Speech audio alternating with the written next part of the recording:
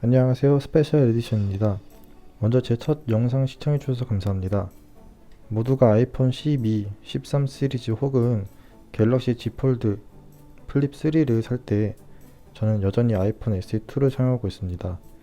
대체 왜 출시한 지 1년이나 지난 보급형 스마트폰을 왜 아직까지도 사용하고 있는 것일까요? 2021년이 거의 다 끝나가는 시점에서 만들어보는 아이폰 SE2 사용기 지금 시작합니다. 시작하기에 앞서 우선 저는 전문적인 IT에 대한 지식이 없기 때문에 아이폰 SE2의 자세한 스펙은 다른 리뷰 유튜버 분들을 많이 시청해 주시고요.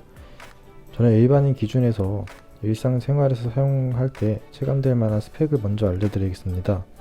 우선 아이폰 SE2는 한 손에 쏙 들어오는 굉장히 아담한 사이즈를 가지고 있습니다. 사실 저는 최근에 갤럭시 Z 폴드 2도 써봤고 아이폰 12 프로도 써봤었는데요. 그럼에도 여전히 아이폰 SE2를 고집하고 있습니다. 그 이유 중 하나가 바로 한 손에 쏙 들어오는 이 아담한 사이즈 때문인데요. 휴대폰의 가장 기본적인 목적이 휴대하기가 편하다 라고 생각하는 사람이기 때문에 작은 사이즈의 아이폰 SE2를 여전히 제 메인폰으로 사용하고 있습니다. 그렇다면 왜 아이폰 12 미니는 사용하지 않느냐 라고 생각하실 분들이 계실 텐데요. 그 이유는 뒤에 다시 설명하고자 합니다. 두 번째로 디스플레이에 대해서 설명드리자면 우선 모두가 아시다시피 태평양 베젤입니다. 또 4.7형의 LCD 레티나 HD 디스플레이를 탑재하고 있고 1334에 750픽셀 326ppi 해상도를 탑재했고 1400대 1의 명암비가 들어가 있습니다. 또 트루톤 디스플레이를 지원하고 그 외에 햅틱 터치나 625 니트 최대 밝기, 지문 및 유분 방지 코팅 등 여러가지가 있는데 전 잘 알지도 못하고 무슨 소리인지도 잘 모릅니다. 실사용하면서 아이폰 12 프로와 번갈아가면서 사용했을 때 크게 불편함을 느끼지 못할 정도로 지금 현재 아이폰 SE2의 디스플레이는 괜찮다고 생각이 듭니다. 또 아이폰 12 시리즈에서 있었던 이제 디스플레이 이슈, 그게 우리 아이폰 SE2는 없었던 걸로 알고 있습니다.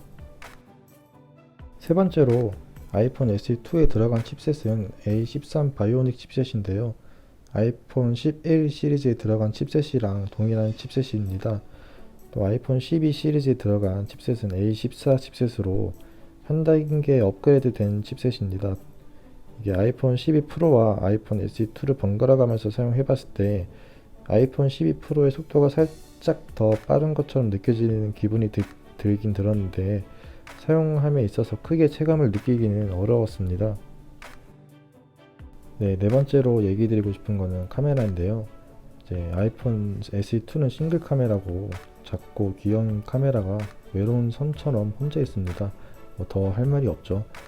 카메라 부분에 있어서는 당연히 아이폰 12 프로가 더 좋겠지만 일반인인 제가 일상생활 하면서 사용하기에 큰 차이가 없었습니다. 제가 전문적으로 사진을 찍거나 동영상을 찍거나 하면 전문 지식이 더 있기 때문에 보는 눈도 있어서 차이를 많이 느꼈겠지만 아쉽게도 전 평범한 직장을 다니는 직장인이고 카메라를 잘 사용하지 않습니다. 그 밖에는 야간 사진 모드는 좀 좋았습니다. 사실 제일 할 말이 많은 게 배터리이긴 합니다. 아이폰 S2의 배터리 용량은 약 1800mAh인데요. 요즘 나오는 스마트폰과 비교하고 또 과거에 나왔던 스마트폰과 비교하더라도 많이 부족한 배터리 용량인 건 사실이긴 합니다. 애플 공식 홈페이지에서는 동영상 최대 13시간 재생, 스트리밍은 최대 8시간, 오디오는 최대 40시간을 사용할 수 있다고 하는데 글쎄요. 옛날에도 그렇고 요즘은 더더욱 그렇게까지 사용할 수는 없었던 것 같습니다. 제가 지금 현재 사용하고 있는 아이폰 SE2의 배터리 성능은 88%입니다.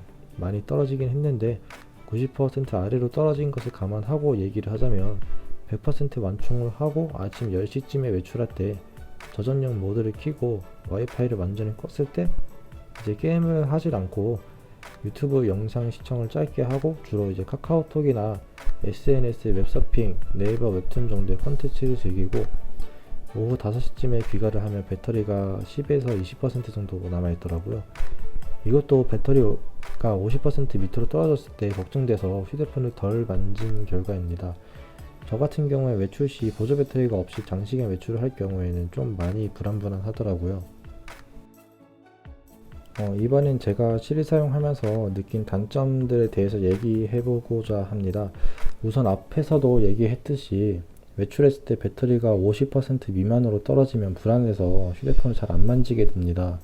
물론 보조 배터리가 있으면 상관이 없지만 깜빡하고 안 챙겼거나 아니면 장시간 외출이 될 거라고 생각을 못하고 보조 배터리를 안 챙겼을 때 배터리가 50% 미만으로 떨어지면 이게 진짜 사람 미치게 합니다.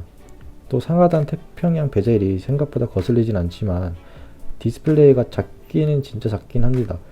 저는 원래 크기가 작은 스마트폰을 좋아하고 또 휴대폰으로 게임도 잘 안하고 가끔 영상 시청 같은 걸 하긴 하지만 어차피 저는 이제 영상 시청이 주 목적이 아니기 때문에 이제 화면 크기에 대해서는 별로 신경을 쓰이진 않지만 저처럼 라이트하게 사용하는 사람이 아니라면 이 작은 화면도 상당히 거슬리는 부분일 것 같긴 합니다.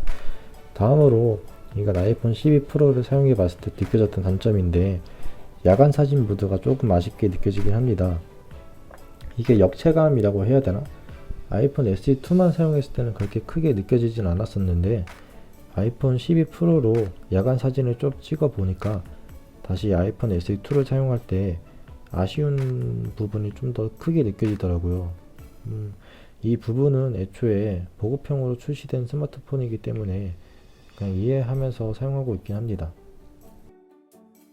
네, 다음으로 얘기하고 싶은 것은 실내 사용하면서 느낀 장점에 대해서 얘기하고 싶은데요. 제가 이제 일하면서도 키보드를 많이 사용하고 취미로 게임도 자주 하고 그러다 보니까 아무래도 손목이 많이 안 좋습니다. 갤럭시 Z 폴드 2나 아이폰 12 프로를 사용할 때는 손목에 무리가 많이 가서 바닥에 손을 짚고 일어날 때도 손목에 통증이 느껴질 정도였는데요. 아이폰 SE2를 사용하면서 손목의 통증 문제가 해결이 되었기 때문에 이 부분도 저는 개인적인 장점으로 생각이 들고 또 이제 제가 남자 평균 손 크기인데 작은 폰을 많이 사용해서 그런가 오타가 많이 발생하지 않습니다. 이건 이제 개인적인 장점인데 이것도 아이폰 12 프로를 사용할 때 오타가 더 많이 발생됐었고 갤럭시 Z 폴드 2는 타자 치는 게 거의 불가능할 정도로 오타가 발생됐었는데요. 아이폰 SE2에서는 오타 거의 없이 굉장히 빠른 속도로 타자 치는 것이 가능합니다. 굉장히 빠르죠. 마지막으로 아이폰 SE2의 최대의 장점인데 바로 홈버튼 지문 인식입니다. 이 부분에 대해선 다른 사람들도 많이 공감하던 부분인데요. 홈버튼으로 지문 인식이 되기 때문에 외출하면서 마스크를 쓰더라도 귀찮게 비밀번호를 입력하지 않아도 바로 잠금 해제가 가능합니다. 아이폰 12 프로를 썼을 때 불편한 부분이 바로 잠금 해제 부분인데요. 애플에서 애플워치를 활용해서 더 쉽게 잠금 해제가 가능하도록 업데이트를 했다는 말을 보긴 했는데 제가 애플워치가 없기 때문에 이 부분에 대해서는 자세하게는 모릅니다. 다만 외출을 했을 때 휴대폰으로 잠금을 해제할 때마다 비밀번호 6자리 줄여도 4자리를 입력해줘야 한다는 점은 분명히 단점이라고 생각하는데요. 아이폰 SE2의 홈버튼 지문인식은 이런 부분에서 확실한 만족감을 가져다 줬습니다. 홈버튼을 누르기만 하면 잠금 화면이 열리는 것과 동시에 빠른 속도로 잠금이 해제가 되니까요. 다만 이제 손에 물이 묻거나 홈버튼에 이물질이 묻어있는 경우에는 닦아줘야 하는 것은 단점이라고 생각합니다. 또 아이폰 SE2까지는 아직 애플 감성이 살아있다는 것을 느꼈습니다. 네, 지금까지 얘기한 내용을 총 정리하기 전에 우선 이 내용들은 제 개인적인 생각임을 양해해 주시면 감사하겠습니다. 작은 폰을 선호하는 성격인 사람들은 이제 휴대폰 자체의 크기는 만족스러우시겠지만 디스플레이의 크기 자체에 대해서는 이제 호불호가 갈릴 거라고 생각을 합니다. 디스플레이 부분에서는 별다른 이슈가 없었고 야외 시인성도 만족합니다. 햇빛이 반사돼서 잘 안 보이거나 하진 않더라고요. 또 상하단 태평양 베젤이 처음엔 신경 쓰일 수는 있으나 오히려 한 손 사용에 대한 만족감은 더 컸습니다. 그래도 가끔 베젤 때문에 디스플레이가 작다는 생각이 들긴 합니다. 또 배터리 부분은 좀 많이 아쉬웠습니다. 성능이 100%였을 때는 나름 사용할만 했었지만 지금 88%인 현재는 외출 시 안심하고 사용하기 위해서는 보조 배터리를 선택이 아닌 강제에 대해서 들고 다녀야 한다는 점은 단점이 확실하다고 생각합니다. 또 아이폰 SE2로 게임이나 영상을 시청하기에 나쁘진 않으나 좋지도 않다고 생각합니다. 게임이나 영상을 자주 하는 사람들에게는 추천드리기 어렵다고 생각이 드네요. 다만 의외로 웹서핑은 나쁘지 않았습니다. 화면이 작기 때문에 한눈에 보이는 정보의 양은 적지만 이게 신경이 쓰인 적은 없었습니다. 또 무게가 매우 가볍기 때문에 손목에 부담이 느껴지지 않았고요. 카메라는 당연히 아이폰 12 시리즈, 13 시리즈와 비교한다면 좋은 카메라는 아니지만 저처럼 라이트하게 사용하시는 분들이 일상생활을 하기에는 충분하다고 생각합니다. 마지막으로 최종 결론에 대해서 간단하게 얘기 드리고 싶은 게 있는데, 휴대폰으로 게임을 안 하거나 영상 시청을 간단하게 하고 주로 SNS나 카카오톡, 웹서핑, 간단한 카메라 정도로 사용하는 저 같은 라이트한 사용자에게는 나쁘지 않습니다. 다만 더 좋은 휴대폰이 많아요. 또 업무폰이나 서브폰으로 저렴한 아이폰을 생각 중이라면 추천할 만합니다. 단 이제 보조 배터리에 대해서는 선택이 아니라 필수이니까요. 이거는 참고해 주시면 되겠습니다. 마스크 때문에 페이스 아이디 너무 불편하다, 못 써먹겠다 하는 사람들은 배터리나 화면 크기에 신경 쓰지 않으시는 분들에 한해서 아이폰 SE2 추천드릴만 하다고 생각합니다. 마지막으로 이제 제 영상 끝까지 시청해 주셔서 감사합니다. 구독과 좋아요도 부탁드립니다.